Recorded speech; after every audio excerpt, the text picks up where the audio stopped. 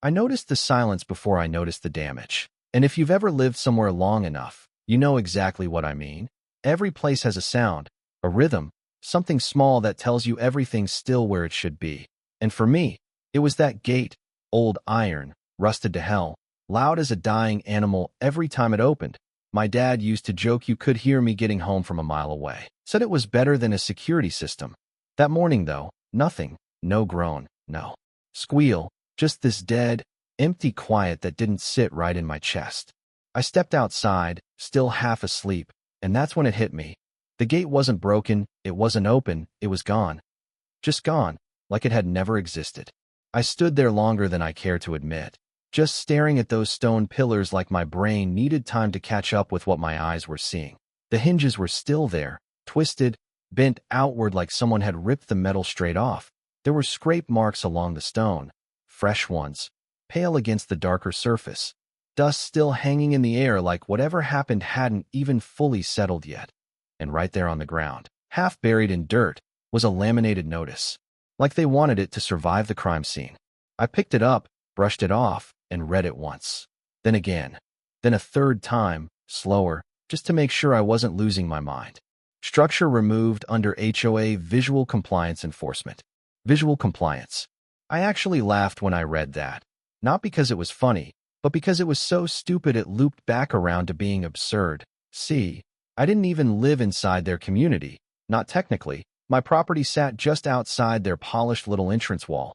One of those older lots that somehow dodged every wave of development they kept pushing through. Like a stubborn reminder that things existed before their perfectly planned streets and matching mailboxes. That gate had been there. Longer than their clubhouse, longer than their manicured lawns. My dad built it himself out of scrap metal and patience, welded it together piece by piece. Every dent had a story. Every patch of rust had survived years of rain, heat, and neglect, and they bulldozed it. Not because it was dangerous, not because it was illegal, but because it didn't match their aesthetic. No call, no warning, no knock on the door. Just a crew showing up like they owned the place and erasing something that wasn't theirs to touch. And here's the thing about people like that. They don't see it as theft. They see it as improvement, like they're doing you a favor by forcing your world to look like theirs. I could have gone down there, knocked on their fancy glass doors, demanded answers, maybe yelled a little, made a scene, but something about the way they did it, the quiet confidence, the assumption that there'd be no consequences, that stuck with me. So instead, I took a walk. That evening, just before sunset, I followed the boundary road that ran along their community. Smooth asphalt, freshly painted lines, those soft yellow streetlights that make everything look cleaner than it really is. Cars moved through there like clockwork, luxury SUVs, quiet engines, people heading home like their lives were running on schedule. Everything about that place screamed control, order, predictability. And then I noticed something that didn't quite fit. The road curved near the exit, wide and deliberate, like it had been engineered to flow traffic perfectly onto the main highway. And as I walked along it, something in the back of my mind started pulling at me, like a memory I couldn't fully grab. I slowed down, looked closer, stepped off the pavement, and into the narrow strip of land beside it. And that's when it clicked. I'd seen this land before, years ago, when my grandfather was still alive, when developers first came around with their plans and promises. I could hear his voice clear as day, sitting at the kitchen table, talking about temporary access, about how they needed just a small portion of land to finish their road, how it would help everyone, how it wasn't a sale, just an agreement. I didn't think much of it back then. I was younger, didn't care about property lines or contracts. It was just old people talking about paperwork. But standing there now, looking at that perfectly paved road cutting across something that suddenly felt very familiar, I realized something that made my chest tighten in a completely different way. That road, the one their entire community relied on, ran directly across my land. Not theirs, mine. And if there's one thing I've learned over the years, it's that people who take something without asking rarely check whether they were ever allowed to use it in the first place. I went home that night with a very different kind of quiet sitting in my head. Not confusion anymore, not even anger, just this slow, steady realization building into something sharper. Because if they thought tearing down my gate was the end of the story, they hadn't even found the beginning yet. Now let me pause the story for a second, because this right here, This is where things get interesting, not just emotionally, but legally and psychologically too. And if you've ever dealt with an HOA, you already know they don't just act randomly. They operate on a very specific kind of confidence, the kind that comes from people who are used to not being challenged. According to standard procedure, a homeowners association only has authority over properties that are officially its jurisdiction, meaning if you're not part of the HOA, not paying dues, not bound by their covenants, they don't get to enforce aesthetic rules on your land. Period. So the moment they bulldozed that gate, they weren't enforcing compliance. They were overstepping hard. And from a legal perspective, that's not just a violation. That's potential property damage, trespass, and liability stacked on top of each other. But here's where it gets deeper. This is a psychological trap a lot of people fall into, especially organizations like HOAs. They operate on perceived authority, not actual authority, meaning if they act official enough, most people won't question it. They'll assume, well, they must have the right, and they'll back down before even checking the facts. And that's exactly what they were betting on here. They saw an old gate, something that didn't match their polished image, and instead of asking, they decided to erase it, assuming whoever owned it either didn't matter or wouldn't fight back. And honestly, most people wouldn't. But the second you understand your actual rights, not what someone tells you, but what's written, documented, enforceable, the entire power dynamic shifts. And in this case, it was about to flip completely. I didn't sleep much that night. Not because I was angry anymore.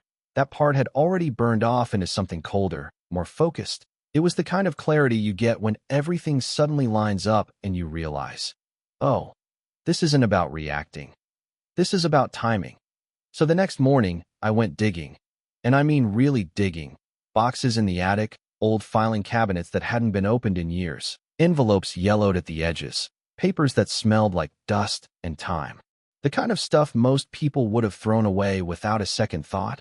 But my grandfather didn't throw things away, not documents, not agreements, not anything that involved land.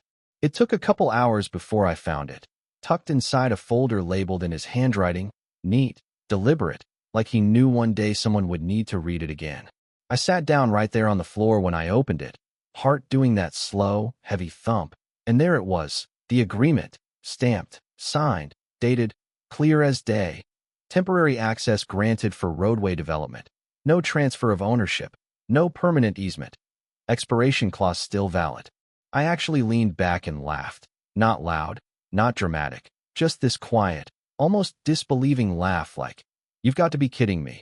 All this time, they'd been driving over land that wasn't theirs, relying on something that was never meant to last, and nobody checked. Or worse, somebody did check, and just assumed it wouldn't matter. That's when everything shifted. I wasn't the guy with the missing gate anymore. I was the guy holding the switch. Within a few days, I was down at the district office, paperwork in hand, filing for revocation. The clerk behind the counter looked at the documents, then looked at me, then back at the documents again like he wanted to make sure this wasn't some kind of joke. He adjusted his glasses, leaned in a little, and said, "You understand this affects the entire community, right?" And I remember thinking, yeah, that's kind of the point. But what I said out loud was just, I understand. Calm, steady, no emotion, because this wasn't about anger anymore. It was about balance. Then came the waiting, 30 days. And if you've ever waited on something like that, you know it's not passive. Your mind keeps running scenarios. Best case. Worst case. What if they push back? What if there's some clause you missed? But every time I went back to the paperwork, it said the same thing. Temporary, expired, revocable. When the approval finally came through, it wasn't dramatic, no music, no big moment, just a stamped document and a signature. But it felt heavier than anything they'd taken from me. I didn't rush it. That's the part people expect, some impulsive move, some emotional reaction. But no, I waited. I picked a Friday night, quiet, predictable, the kind of night where nobody's expecting anything to change. And around 10 p.m., I brought in a crew. Nothing flashy, just guys who knew what they were doing, steel barriers, equipment, reflective signage. We worked fast, efficient, no noise beyond what was necessary. And by the time we were done, that smooth, perfect road had something it hadn't had in years, a boundary. Right where my land began, heavy steel barriers locked into place, bright signs catching the light. Private road, no access. And then we left. The next morning, that's when it hit. I didn't even have to go down there to know something was happening. I could hear it from a distance. The sound of confusion travels, car doors slamming, engines idling, horns starting slow and then building into something louder, more chaotic. But I went anyway, stood off to the side where I could see everything without being seen right away. It was exactly what you'd expect when a system that depends on one thing suddenly loses it. Cars lined up, one after another, people stepping out, looking around like maybe the road would magically reopen if they stared at it long enough. Someone tried to move one of the barriers, realized real quick it wasn't going anywhere. Delivery trucks stuck halfway through their routes. Drivers on the phone trying to explain why they couldn't get in or out. A school bus pulled up, paused, then slowly turned around, like even it knew this wasn't a fight, it was winning. And the best part? That perfect backup route they thought they had wasn't built for this. Narrow, winding, not designed for volume. So now everything was bottlenecked, backed up, delayed, the kind of inconvenience that spreads fast and gets people talking even faster. By noon, my phone rang. I looked at the number and smiled a little. HOA office. Took them less than a day. I let it ring twice before answering, not because I was playing games, but because timing matters. Yeah. The voice on the other end came in hot, sharp, controlled anger barely holding together. You can't just block our main road. That's illegal. I didn't say anything right away, just let him talk. Let him build his case, layer by layer, like maybe if he said it confidently enough it would become true. And when he finally paused, waiting for a response, I gave him one. Calm. Simple. You couldn't bulldoze property that wasn't yours either. Silence. Not the kind of silence from before. This one had weight, realization. And that's the moment everything flipped. The calls after that weren't angry anymore. They were careful, measured, suddenly very aware of tone. Negotiations started the same day, which honestly surprised me a little. I thought they'd try to push back harder, maybe threaten something, drag it out. But no. Turns out when an entire community's routine gets disrupted overnight, priorities shift real fast. They offered to rebuild the gate, not just rebuild it, upgrade it. New materials, fresh paint, modern design. Like they still didn't quite get it, like this was about aesthetics. I let them finish, listened to every offer, every adjustment, every attempt to make it sound like they were being generous, and then I gave them my terms. No upgrades, no redesign. I wanted it rebuilt exactly as it was. Same structure, same look, every imperfection included, because that gate wasn't just metal, it was history. Second, formal legal recognition of my property boundaries, documented, recorded, no ambiguity left for future misunderstandings. And third, if they wanted that road reopened, permanently, there would be an access fee, ongoing, non-negotiable. There was a pause after that, not long. Just enough for them to realize they weren't negotiating from a position of power anymore. They agreed, faster than I expected. Weeks later, I stood there watching the new old gate being installed, and for the first time since all of this started, that sound came back. That long, tired squeal as it opened. And yeah, maybe it was just metal on hinges. But it sounded a lot like respect. Here's the thing. Stories like this, they sound like revenge at first, right? Like some clean, satisfying payback where the bad guys get what's coming and everything balances out neatly. And yeah, I'm not going to pretend there wasn't a part of me that enjoyed watching that perfect little system fall apart for a minute. Seeing people who never had to question anything suddenly stuck, confused, inconvenienced. There's a certain irony in that. But if you look a little closer, this wasn't really about revenge, it was about correction. Because the real problem didn't start with a bulldozer. It started way earlier, with an assumption, the kind of quiet, dangerous assumption that happens when people get used to control, when they start believing their rules apply everywhere, not just where they're supposed to. And that's how lines get crossed without anyone even noticing at first.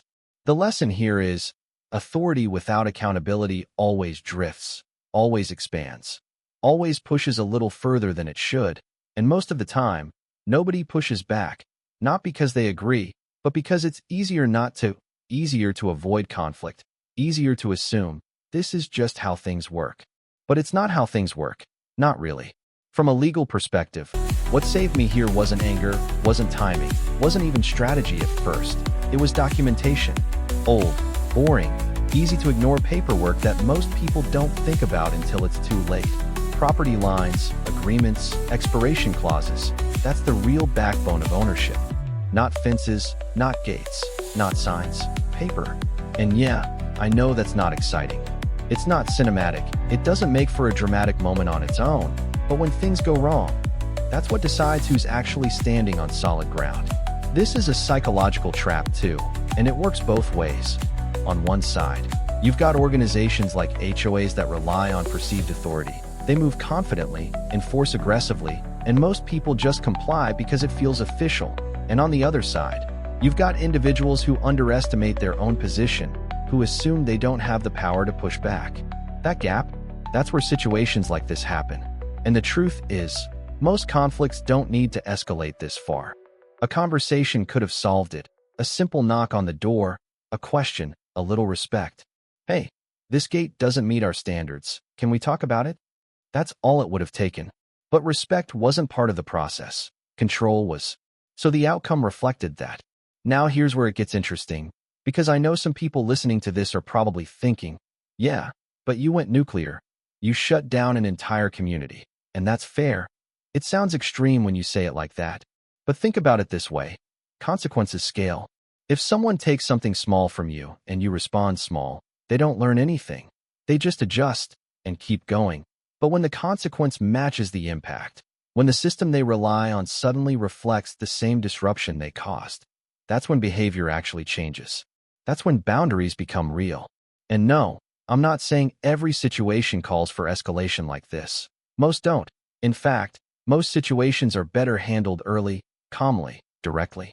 But when someone skips all of that, when they jump straight to action without permission, without communication, they're the ones setting the tone, not you. And sometimes, the only way to reset that tone is to speak in a language they understand. For me, that language just happened to be a road. So yeah, the gate is back now, looks exactly like it used to, same rust, same weight, same sound. And every time I open it, I'm reminded of something simple. Ownership isn't just about having something. It's about knowing it's yours and being willing to stand on that when it matters. Now I'm curious, what would you have done? Would you have taken the offer right away, let them rebuild the gate and move on? Or would you have done the same thing, dug deeper, pushed back, made them feel it before fixing it? Drop your thoughts in the comments. Because situations like this, they're never as simple as they seem. And the line between standing up for yourself and going too far, it's thinner than most people think.